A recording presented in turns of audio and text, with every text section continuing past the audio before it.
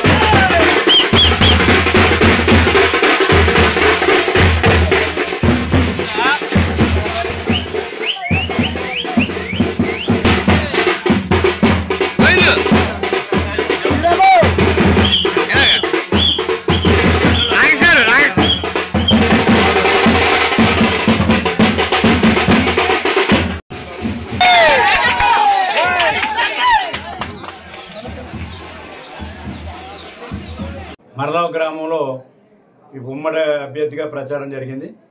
మరి ఈ గ్రామాలన్నీ కూడా తిరుగుతున్నప్పుడు మరి తెలుగుదేశం కానీ జనసేన కానీ బీజేపీ కానీ నాయకులు కార్యకర్తలు కూడా పాల్గొనటం, ప్రజలు కూడా పెద్ద ఎత్తున పాల్గొనటం, మరి ప్రజలందరూ కూడా బయటకు స్వాగతం పడటం ఇవన్నీ కూడా తెలుస్తుంటే మరి కూటమి గవర్నమెంట్ వస్తుందని చెప్పి పూర్తిగా అర్థమవుతుంది।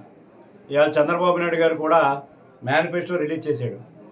ఆ మేనిఫెస్టోలో గతంలో మహానాడులో 6 సూత్రాలతోటి ప్రజలకు అందరికీ అందించాలని చెప్పి ఒక 6 సూత్రాల పథకాలు ఎస్సీ బీసీ మహిళలు యువత అందరికీ కూడా రైతులకు వీళ్ళందరికీ వర్తించే విధంగా 6 సూత్రాలు ఇచ్చి ఒక్కొక్క కుటుంబానికి 1,22,000 ఉపయోగపడే విధంగా ప్రతి కుటుంబానికి సంవత్సరానికి 1,22,000 వచ్చే విధంగా దాన్ని తయారు చేశారు। పవన్ కళ్యాణ్ గారు కలిసి మళ్ళీ ఇప్పుడు మేనిఫెస్టో బీజేపీ పవన్ కళ్యాణ్ తెలుగుదేశం కలిసి మేనిఫెస్టో ఎలా రిలీజ్ చేశారు। ఆ రిలీజేషన్లో కొన్ని 6 సూత్రాల పథకాలకు తోడు ఇంకా కొన్ని జోడించడం జరిగింది। 50 సంవత్సరాలకే మరి పెన్షన్ ఇవ్వాలని చెప్పి అది కూడా 4,000 ఇవ్వాలని చెప్పి డిసైడ్ చేశారు। ఇందులో ఇంక్లూడ్ అయింది కొత్తగా। అలాగే వేవర్స్ కూడా ఇవాళ కరెంటు ఇబ్బంది పడుతున్నారు, వీవింగ్లో ఇబ్బంది పడుతున్నారని చెప్పి వాళ్ళకు కూడా మరి కొంత రాయితీ కరెంటు విషయంలో రాయితీ ఇవ్వడం జరిగింది। మహిళలకి అయితే ఇవాళ మనకి ఫ్రీ బస్ కానీ అలాగే మహిళలకి మరి 8 సంవత్సరాలు దాటిన వాళ్ళందరికీ కూడా 1,500 నెలకి ఇవ్వాలని చెప్పి నిర్ణయించడం జరిగింది। అలాగే పిల్లలకి అయితే చదువుకోవడానికి కోసం ఎక్కువ ఎంతమంది పిల్లలు ఉన్నా 15,000 చొప్పున ఎంతమంది ఉన్నా ఇవ్వడానికి అది ప్రోగ్రామ్ డిసైడ్ చేయడం జరిగింది। అలాగే రైతాంగానికి ఇవాళ 20,000 ఒక ఎకరానికి 20,000 ఉన్నాకి డిసైడ్ అయ్యింది। అలాగే బీసీలకి ఒక ప్యాకేజ్ ఇవ్వాలి, 1,00,000 కోట్ల ప్యాకేజ్ ఇచ్చి వాళ్ళందరినీ కూడా అభివృద్ధి చేయాలి అని ఆలోచనతో ఉన్నారు। అన్నీ కూడా ఇవాళ ఒక మంచి మేనిఫెస్టో చంద్రబాబు నాయుడు గారు కూటమి ఇవాళ పవన్ కళ్యాణ్ గారు బీజేపీ ఇచ్చి ఒక మంచి మేనిఫెస్టో ఇచ్చింది। ఇవాళ మేనిఫెస్టో చూసి తెలుగుదేశం పార్టీ ఉత్సాహంతో ముందుకెళ్తుంది। అలాగే ప్రజలు కూడా ఉత్సాహంగా ఉన్నారు మేనిఫెస్టో చూసి। ఇవాళ కూటమిని గెలిపించడానికి ఇవాళ ప్రజలు సిద్ధంగా ఉన్నారని చెప్పి తెలియాలి। 2,000 నుంచి 3,000 మంది వచ్చి ఉంటారు। ఎంత అండి ఓటింగ్ వచ్చి 2,800 మాక్సిమం అంతా ప్రజలందరూ మీకు బయట నుంచి వచ్చిన కార్యకర్తలు అందరూ కలిపి మొత్తం 2,000 నుంచి 3,000 వచ్చారు।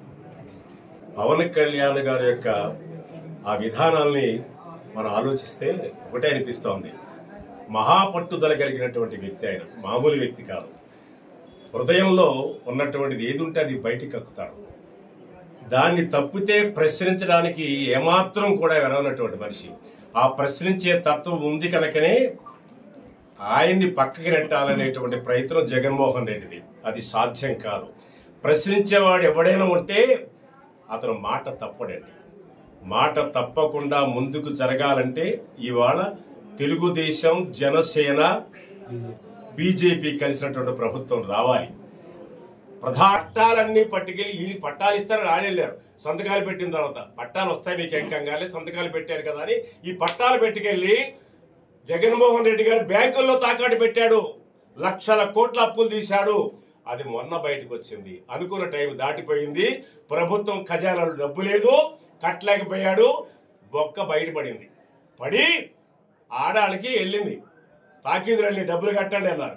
అదేంటి మీరు అప్పు ఎప్పుడు ఇచ్చావు మాకంటే, అరే ఇచ్చామయ్యా మీరు అందరూ సంతకాలు పెట్టాడా అని చెప్పేసి బ్యాంకుల్ని ముట్టడిస్తే వాళ్ళు చెప్పారు, బ్యాంక్ మేనేజర్ మీరు సంతకాలు పెట్టారు కదా, మాకు తెలియకుండా దొంగ చాటున పరోక్షంగా మోసం చేసి సంతకాలు పెట్టించుకుని మా ఇళ్ళని మాకే తాకట్టు పెట్టి మీకు తాకట్టు పెట్టి డబ్బు వారికా చేసి మమ్మల్ని కట్టమంటే పేదలను ఆదుకోవడం. అది భూమి హక్కు కూడా ఆ రకంగానే స్వాధీనం చేసుకుంటున్నాడు. రైతులు మేలుకొనాలి. రైతు తలుచుకుంటే ఏదైనా మార్చగలడు. ఈ రైతు హక్కు చట్టం ఒక్కటి చాలు. అది ఈ ప్రభుత్వం వస్తే, చంద్రబాబు నాయుడు గారు, పవన్ కళ్యాణ్ గారు బీజేపీ అధికారంలోకి వస్తే మొట్టమొదటిసారిగా దాన్ని బయటికి తీసి ఆ హక్కు చట్టాన్ని, భూ హక్కు చట్టాన్ని రద్దు చేసి ఎవరి పట్టాలు వాళ్ళకి, ఎవరి హక్కు వారిది, దున్నేవాడిదే భూ అనేటువంటి పద్ధతిని తీసుకురావడానికి సాయశక్తులా కృషి చేస్తారని ఇంటికి వారి పాదాల దగ్గర పెట్టి నమస్కరించి వాళ్ళ ఆశీర్వాదాలు తీసుకుని 4,000 ప్లస్ ఈ 3 నెలల్లో 3,000 కలిపి ఒకేసారి ఇవ్వడానికి సిద్ధంగా ఉన్నాం. ఇది మడమ తిప్పే వ్యాపారం కాదు మాది.